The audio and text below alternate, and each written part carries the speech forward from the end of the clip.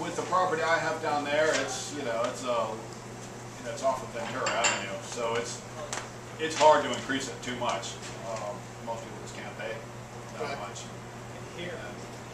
Here's the best way to have good tenants that stay for a long time, and Catherine will tell you what it takes, because she's got some relatives and some family members that have some properties, and the tenants have been in there for as long as 12 years.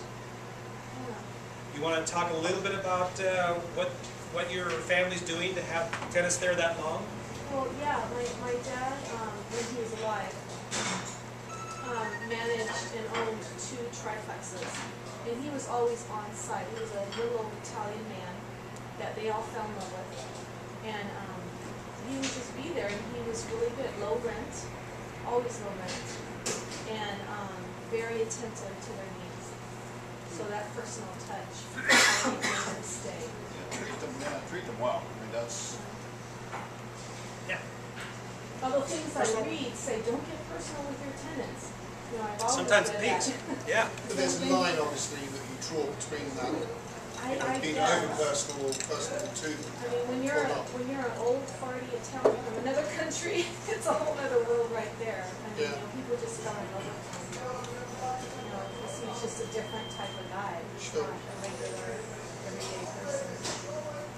Very different from So low rents can help too. And my brother now manages it, and the tenant that now is leaving after 12 years, they're a first-time home buyer now, so that's why they're leaving. Said that, you know, my brother is the best tenant because, again, my brother takes the same style. He's an old Italian man too. Right, you learned.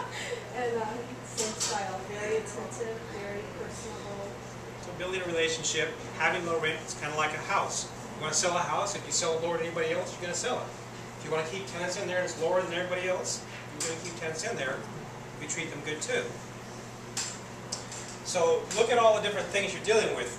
Maintenance, evictions, vacancy rates, advertising. One of the things that I'm constantly doing, and Seal knows it, to keep tenants in my properties that are a problem, which, you know, the Section 8 are not because they're there all the time, I'm constantly on Craigslist pushing ads for tenants and pushing them back to the management company. You know, people say, well, why are you doing that? That's their job. Yeah, it's their job, but guess what? It's my money, it's my business, and if it's not happening, who goes broke? Me. You know? So I'm willing to spend whatever time it takes to get things going, and I just landed a Section 8 tenant in a really difficult property that I've got out there to rent. And the only reason I did was because I caught the person just in time, drove him back, you know, via the phone and fax and email to the management company, and got the management company, you know. I'm kind of like patiently, consistently there in their face on the squeaky wheel that makes them go, let's get his place rented and get him off our back, you know. So I'm matching these people up and making this stuff happen. That might be one of the differences between like having a large, if you have a large multifamily unit building, that the management company, they would actually care about keeping that account. It's significant. That's Right. No. They don't want to. Well, they don't want to. I mean, if you're managing a 100-unit building that brings in, you know, has gross rents of $500,000 a year, you're getting 6% of that. You're going to want to keep that. You're going to do what it takes to keep that account.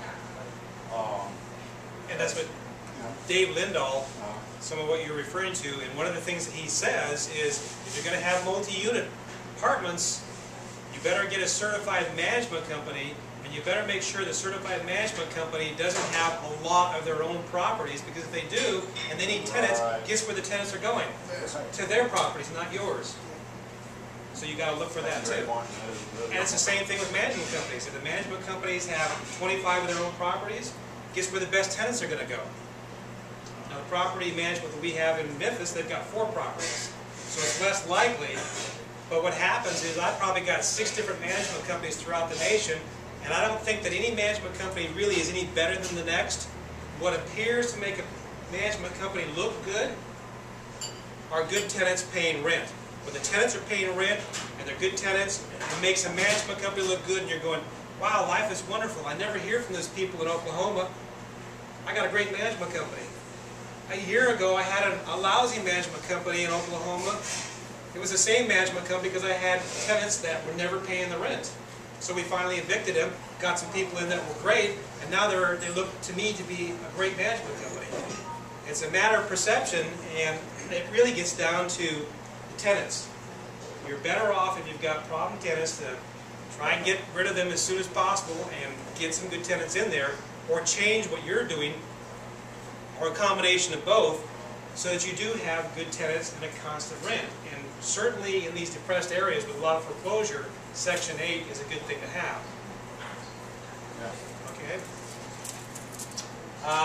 Market turndowns, again, if you are in a property that is leveraged and the market turns down and you can't pay that rent, you're in foreclosure. It's a full-time job. People think it's not. It's a full-time. The more properties you have, the more you have to deal with. Okay, so what's your return on investment? Maybe 9 to 18% if you're lucky. So I would like to be able to speak about tax liens and deeds from experience and go, this is really what you ought to be doing. But I haven't ever done it, so I can't really say it from experience, but I will say this. From any person who's ever come here, or any place I've been that's talked about tax liens and deeds, who do it on a full-time basis, they usually say the same thing. I used to do rentals. I don't do that anymore. Why? Because I don't want any of this. I just want more than that. I want a high return on my money, and I don't want to have to deal with all of the other stuff. Well, you know, in a rising market like Santa Barbara, in 2005, 6, and 7, the property that I have up in the pass that I built 14 years ago went up $200,000 a year for 3 years straight. So within 3 years, I made $600,000. That makes people go, wow, I really want to go do properties, not tax liens. Well, the next 3 years, I probably lost $400,000 in this down market. You know, and unless you sell it at the top, so what? So, one of the things that I think we need to seriously look at as a group is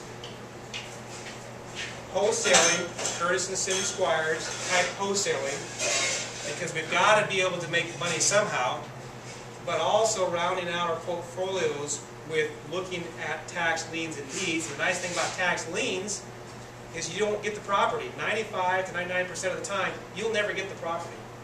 The banks go to the tax lien sales, and they hold up something, and until they go through $5 million or whatever they've got, they just keep holding it up. They don't care. Even if it's a bad deal, they know most of them are going to be good deals, and after they spent their money, they go home and they say, you put in $10,000 in your checking account, we're going to give you 1% return on your money, we're going to take your $10,000 and go get us some tax liens, thank you very much, we made a lot of money off of your account. That's what all banks do with your money. It's so safe. I mean, the main thing that you have to do is find a good deal and then call up some realtor or somebody and say, would you go look at this property and tell me if there's a house there? They come back and say, well, that place burnt down last month, and you look at a Google map and there's a house there.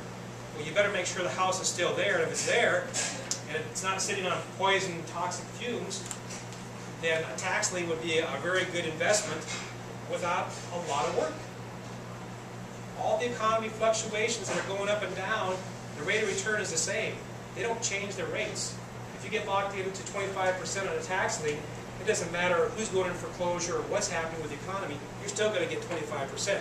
And if somebody pays within 3 months, it can actually be about 300% because they paid it before the 12 months were up. Because in some states, they'll guarantee you 25%, whether it's 12 months or if they pay early, you still get 25% return on whatever you put down plus 25%. So this is an area that I've looked at, briefly, heard about a lot, not spending any time, and I really think I need to kick myself hard and spend a little bit of time there along with the wholesaling. I put about $5,000 into a tax IRA account for my kids each, my wife. That's not enough money to go out and buy a property unless you get a $2,000 property. But it's enough to put into a tax lien, and I really think that people as first-time new investors should think seriously about this. because it takes a lot of money in the bank to do rental properties. A lot of money in the bank. If you're flipping them over and you don't have them, no. We're talking wholesale. But if you're going to buy and hold, it takes a lot more than most people realize, and a lot of time too. So Katharina, we got to talk about this the other day. She has a company that she's worked for in the past. This